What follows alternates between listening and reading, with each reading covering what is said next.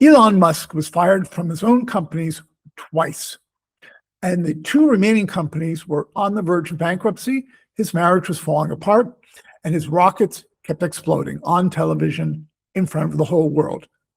So how did this man, constantly on the brink of failure, become the wealthiest, most famous, and most celebrated entrepreneur ever?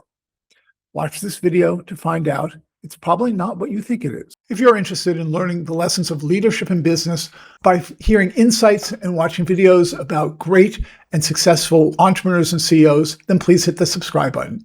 In the description below, you'll also find a link to my website as well as to my Calendly, so you can book a free 30-minute consultation.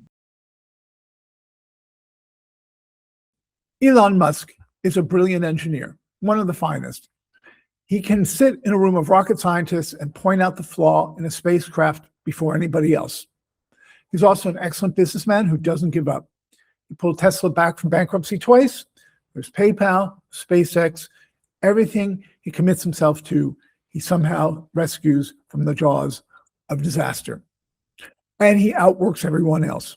16, 18-hour days are commonplace for this very hardworking man. So far, so good. Not different from many other entrepreneurs. Jeff Bezos, for example, created a civilization-changing venture called Amazon. And yet, he's hardly what we call an exciting figure. In fact, he's rather unattractive and certainly not glamorous, despite all of his efforts with his new wife. Bill Gates could not be also more unattractive and more boring than Jeff Bezos. And yet, he is considered the world's greatest philanthropist. There's something different about Elon Musk. Elon Musk is a P.T. Barnum for the 21st century, for the social media age. He's different than just about any CEO in the fact that he is truly authentic. No media trainer, no put on airs, no planned appearances. Social media is his public psychiatrist's couch. And he has no problem airing his concerns, his grievances, his problems, his failures, and his personal demons. While Trump seems to make a practice out of making enemies, Elon Musk doesn't seem to be that interested. In fact, there's one very important fact that we'll discuss in a second that shields him from a lot of the problems that plague Trump. Elon Musk is not trying to dominate you. He's just trying to get to Mars. So here's something the videos don't tell you. His authenticity isn't a mindset. It may be a little bit practice, but it is based on something he's born with, and he's talked about publicly. It's his Asperger's. My father had Asperger's, and so I know the situation. Most people who have Asperger's have a bit of a wall between them and other people, and there's scientific reasons for that. But suffice it to say, he doesn't feel things quite the way we do. He's shielded somewhat from others.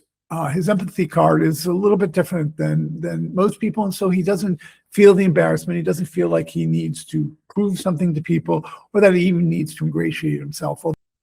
For 20 years, we've been taught that great leadership has to do with empathy, with the emotional intelligence. And yet here is a man who has traded that emotional intelligence, empathy, with a much bigger civilization-shaking vision.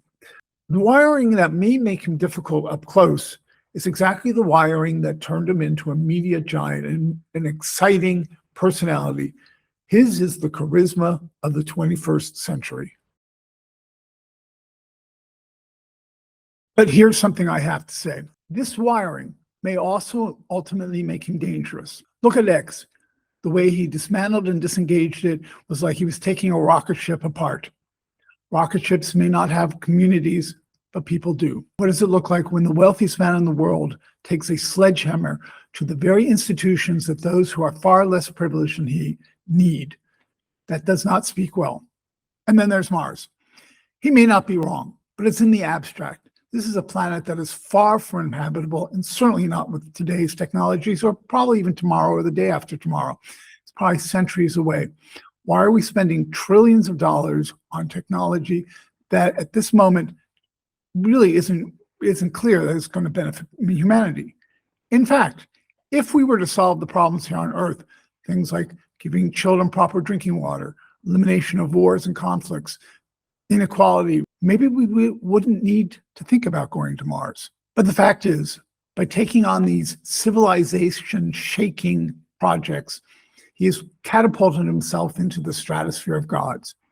And that's not a criticism, it's a fact. Elon Musk is barely 55 years old. His legacy is just now being written. He's done very good things, particularly in the clean energy sector. Unfortunately, he has this need to go way further than we need to right now. We need entrepreneurs who have both feet on the ground and are solving our humane issues. What I do know is this: the qualities that make one a titan on the world stage are not necessarily the qualities that make you defender of humanity and what we need. And that's a fact. So let that sit with you, and I look forward to seeing you at the next video. So you've made it to the end of this video, and I'd love to know your thoughts. Perhaps you have a question. Please put that in the comment box, and I will answer within 24 hours, and I'm sure others will comment on your comment.